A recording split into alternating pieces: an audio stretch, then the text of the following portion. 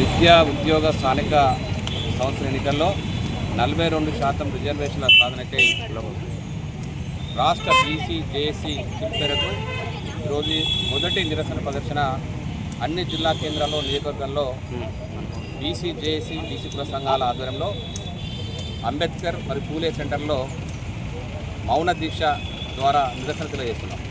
ఈరోజు రాష్ట్రంలోని కాంగ్రెస్ ప్రభుత్వం కానీ కేంద్రంలోని బీజేపీ ప్రభుత్వం కానీ బీసీల పట్ల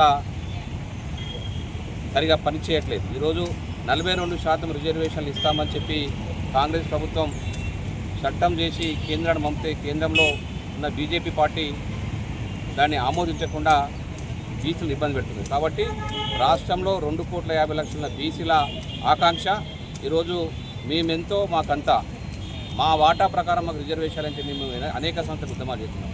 ఈ రాష్ట్రంలో బీసీల కోరిక మేరకు రాష్ట్రంలో బీసీల గణాంకాలు తెలియజేసి 56% బీసీలు ఉన్నారని చెప్పిన ఈ రాష్ట్ర ప్రభుత్వం మరి వారికి అనుకూలంగా రిజర్వేషన్ ఇవ్వడంలో సక్సెస్ కావట్లేదు.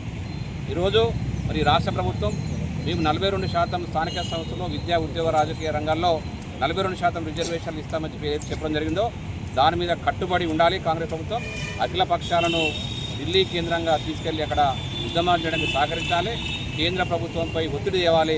రాష్ట్రపతి ప్రధాని మోడీ మీద ఒత్తిడి చేసి ఖచ్చితంగా తమిళనాడు తరహాలో ఎలా అయితే రిజర్వేషన్ సాధించుకున్నారో ఆ తరహాలో రాష్ట్రంలో మీరు ఇచ్చిన మాట ప్రకారం 42% రిజర్వేషన్ ఇచ్చే విధంగా మీరు ముందుకు వెళ్ళాలి. మీతో మేము ఉంటాం. ఖచ్చితంగా మేము కూడా ప్రభుత్వానికి మద్దతు చెప్తున్నాం.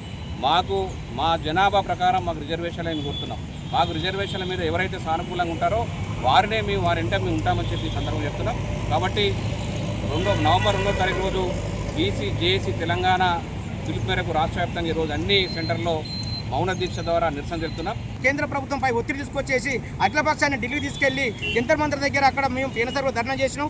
మళ్ళీ కూడా ధర్నా చేయడమా కేంద్ర ప్రభుత్వంపై ఒత్తిడి తీసుకొచ్చేసి అక్కడ పార్లమెంట్లో తీర్మానం చేసేదాకా అక్కడనే కేంద్ర ప్రభుత్వం కానీ మేము అఖిలపక్షం కానీ బీ సంఘాలు కానీ కూర్చునబెట్టి అక్కడికి కూడా ఢిల్లీకి తీసుకుపోవాలని చెప్పేసి మేము రాష్ట్ర ప్రభుత్వాన్ని కూడా డిమాండ్ చేస్తున్నాం. అదేవిధంగా కేంద్ర ప్రభుత్వం కూడా ఖచ్చితంగా దీన్ని మా ఉద్యమం ఇంతటితో రాగదు. పూర్తి స్థాయిలో బాగా ఉద్యమం చేసి అన్ని రకాల నష్టం జరిగేంత వరకు కూడా వాళ్ళు కేంద్ర ప్రభుత్వం కూడా చూడకుండా వెంటనే 42% లేకపోతే మేమెంతో మాకంత కావాలని చెప్పేసి మాత్రం మేము ముందు నుంచి కొట్టాడుతున్నాం. మేము 42% ఇచ్చినా కూడా మేము దానికి ఒప్పుకుందామని చెప్పేసి మేము న్యాయబద్ధంగా మేము ఉన్నా కూడా మమ్మల్ని ఇంకా ఇబ్బంది పెట్టడానికి కేంద్ర ప్రభుత్వం ఇంకా మొండిగా దాన్ని వ్యవహరిస్తుంది.